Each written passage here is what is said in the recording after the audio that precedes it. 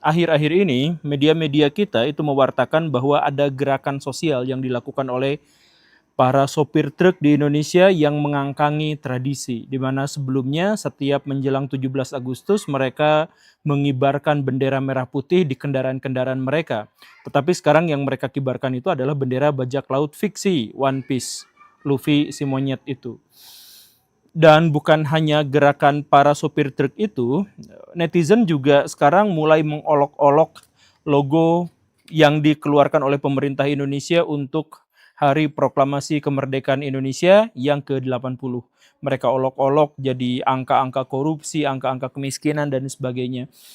Walaupun para pakar mengatakan bahwa gerakan ini organik, asli, tidak ada yang menunggangi dan tidak ada yang merekayasa, sejumlah tokoh pejabat di Indonesia mengatakan bahwa gerakan itu ditunggangi oleh pihak asing atau oleh orang-orang yang berkepentingan untuk menghancurkan bangsa Indonesia. Jadi, dan inilah masalah utamanya itu. Jadi Baraya catat baik-baik, termasuk ini pemerintahan. Pemerintahan harus nonton video ini sampai tuntas kalau mau selamat. Ini bukan ancaman Baraya, ini serius, ini realistis. Jadi maksudnya begini Baraya, setiap ada keluhan, setiap ada kesedihan, setiap ada ratapan dari rakyat Indonesia, pemerintah itu sibuk untuk menyangkalnya, sibuk untuk menolaknya. Termasuk yang barusan, gerakan-gerakan sosial yang dipelopori oleh rakyat Indonesia yang merasa dirinya resah karena kemiskinan, karena kelaparan, karena keterbatasan atas akses ekonomi. Itu biasanya ditolak, ditentang, dikatakan bahwa ini adalah konspirasi asing, bahwa ini adalah keinginan dari negara-negara yang ingin memecah belah bangsa Indonesia dan sebagainya. Selalu ditentang, selalu ditahan. Jadi masalahnya tuh di situ. Jadi kalau misalkan kami mau mengeluh pada siapa, karena setiap keluhan kami itu justru malah ditolak. Coba Baraya misalkan begini ya, ini data. Dan data itu adalah kumpulan dari fakta. Coba ya, menurut Bank Dunia, angka kemiskinan di Indonesia itu mencapai 68%. Alias, kalau diangkakan itu mencapai 195 juta orang miskin di Indonesia. Itu fakta, itu data. Lalu oleh pemerintah dibantah. Pemerintah langsung bikin sebuah data yang mengeluarkan, yang menyatakan bahwa rakyat Indonesia yang miskin itu cuma 9%.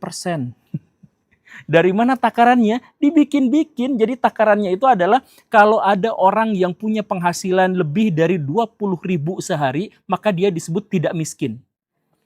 20.000 sehari itu itu batas kemiskinannya. Itu kan ngarang. Jadi tapi intinya apa? Tapi intinya adalah ketika ada fakta yang menyakitkan terkait dengan penderitaan rakyat Indonesia dan rakyat Indonesia mengeluh, menjerit, justru malah ditolak sama pemerintah. Kemudian data berikutnya, jumlah tabungan masyarakat Indonesia sekarang adalah yang terendah, bahkan dibandingkan dengan di masa COVID. Itu fakta. Itu ditentang juga sama pemerintah. Kemudian yang berikutnya lagi, lapangan pekerjaan susah karena banyak perusahaan-perusahaan yang gulung tikar. Itu fakta. Lalu dibantah sama pemerintah mengatakan apa? Lapangan pekerjaan banyak kok. Ini masalahnya cuma Gen Z aja yang susah untuk mendapatkan pekerjaan karena mereka selalu pilih-pilih gitu. Jadi ketika pemerintah gagal untuk menyediakan lapangan pekerjaan yang mereka janjikan, mereka malah menuding Gen Z yang bermasalahnya. Kemudian kita misalkan melihat juga perputaran uang itu sangat lambat di Indonesia sekarang itu. Bahkan di Lebaran kemarin, dari proyeksi yang seharusnya 157 triliun rupiah, di hari Lebaran perputaran uangnya malah pada waktu itu anjlok sampai 137 triliun rupiah. Itu fakta, itu diabaikan juga. Kemudian rupiah goyang, deflasi berturut-turut. Kemudian saham sempat anjlok, walaupun sekarang naik lagi gara-gara Donald Trump gitu ya. Kemudian APBN di awal tahun anjlok dan sebagainya. Itu semuanya adalah fakta-fakta. Dan kalau misalkan susah untuk mengelola data itu, saya mohon maaf Bapak-Bapak pejabat, Pak Prabowo Subianto, Pak Menteri, Ibu, dan semuanya segitu, turun ke lapangan, please. Datangi rakyat, lihat penderitaan mereka, lihat keresahan hati mereka, lihat kesulitan mereka untuk mencari nafkah, lihat betapa bingungnya mereka setiap hari ketika anaknya itu pengen jajan. Turun langsung Pak, turun langsung please. Jangan setiap ada keluhan dari masyarakat dibantah, susah nyari kerja itu mah Gen Z yang bermasalah, susah untuk mendapatkan penghasilan kalian aja yang tidak rajin. Masyarakat banyak yang di PHK, enggak kok ini adalah PHK yang sudah normal sebelum-sebelumnya juga sudah terjadi. Itu menteri loh yang mengatakan seperti itu. Jadi kami itu harus lapor ke siapa? Kami itu harus curhatnya ke siapa? Kami itu harus berbicara ke siapa? Kalau setiap pernyataan kami, penderitaan kami, keluh kesah kami itu dibantah. Coba kami lapor ke siapa? Ke DPR.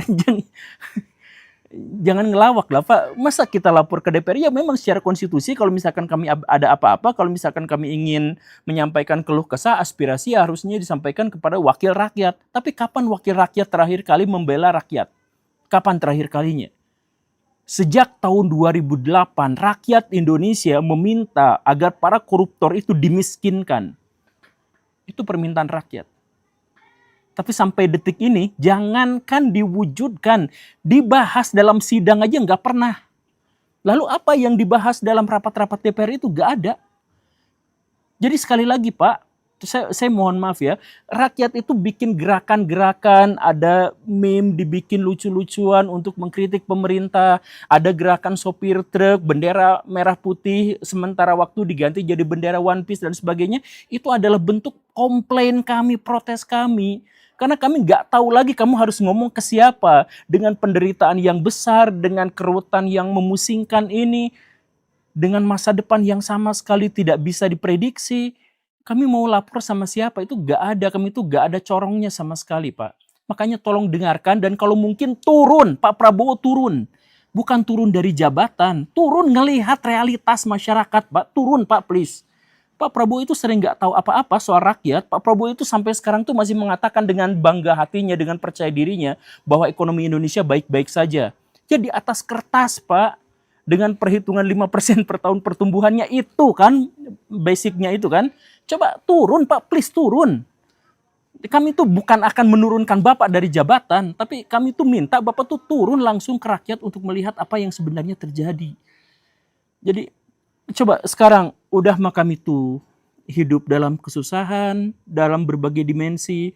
Kemudian kami tuh gak tahu kami harus lapor ke siapa, gak ada penyalurannya. Kemudian kami melihat setiap hari bahwa pejabat-pejabat itu sama sekali tidak bisa dipercaya.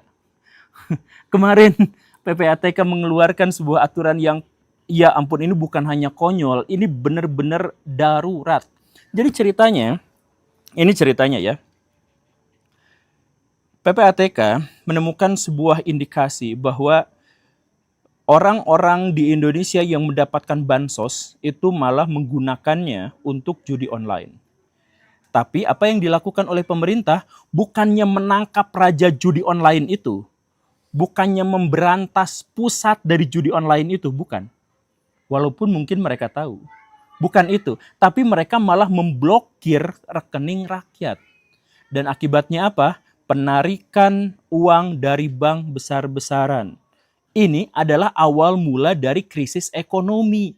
Yunani pernah mengalaminya, Amerika Serikat pernah mengalaminya, bahwa ketika rakyat berbondong-bondong ngambil uang cash dari bank karena ketidakpercayaan mereka pada lembaga dan institusi keuangan negara, maka disitulah gerbang untuk masuk ke zona krisis ekonomi. Itu mau dibuka. Gerbang krisis ekonomi itu mau dibuka sama PPATK. Hanya gara-gara apa? Biar nggak ada yang judol. Judol itu tangkap orangnya Pak. Bukan rekening rakyat yang... Jadi rakyat itu nggak bisa percaya sama pemerintah karena mereka tuh bikin kebijakan tuh yang aneh-aneh gitu. Yang menyimpang secara logika itu menyimpang gitu. Kalau misalkan gini lah ya. Kalau misalkan rakyat pada akhirnya sudah mengambil uang dari bank. Kemudian bank itu kehilangan uang cash. Jadi yang perputaran uang nanti pada masa berikutnya itu apa? Kan nggak ada. Apakah itu dipikirkan? Enggak, ternyata akhirnya apa?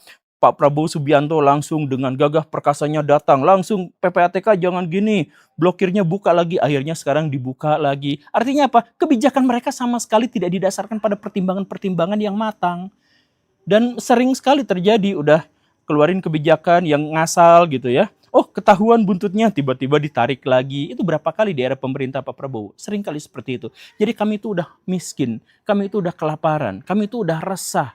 Kami mau curhat, mau ke siapa juga nggak bisa ke siapa-siapa. Yang kami lihat justru adalah ketidakpercayaan yang harus terus-terusan digarisbawahi terhadap pejabat-pejabat publik. Kami hidup di tengah-tengah pungli ribuan triliun setahun. Kami hidup di tengah-tengah korupsi ribuan triliun setahun. Kami hidup di tengah-tengah judol ratusan triliun per tahun. Seperti itu kami hidup. Dan itu menyengsarakan kami. Kami curhat nggak bisa. Kami apa-apa juga nggak bisa. Kami lapor juga justru malah bisa-bisa dipidanakan. Iya kan? Ya iya. Nah setelah itu ketika kami bikin gerakan, itu juga dikomplain dan dikatakan itu ditunggangi oleh asing yang ingin memecah belah bangsa. Makanya saya bilang pejabat-pejabat itu, Pak Presiden itu turun. Sekali lagi saya bukan ngancem, ini kalau pemerintah kita mau langgeng, turun, temui masyarakat langsung. Jadi rakyat Indonesia itu kan sebenarnya seneng kalau misalkan ada pejabat yang turun ke masyarakat. Itu seneng banget kan? Lihat pejabat-pejabat di Indonesia yang paling disukai oleh masyarakat siapa?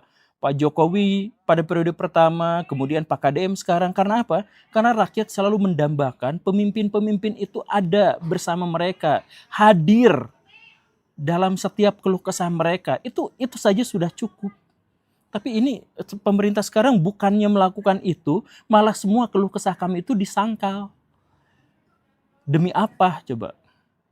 Ya makanya please Pak Prabowo Subianto dan semua jajarannya turun dan kemudian menyingsingkan ego untuk menerima fakta bahwa rakyat Indonesia sekarang membutuhkan bantuan, membutuhkan perhatian karena mereka sekarang sedang dizolimi. Jangan sampai mereka melakukan tindakan-tindakan yang pada akhirnya akan menggoyang pemerintahan.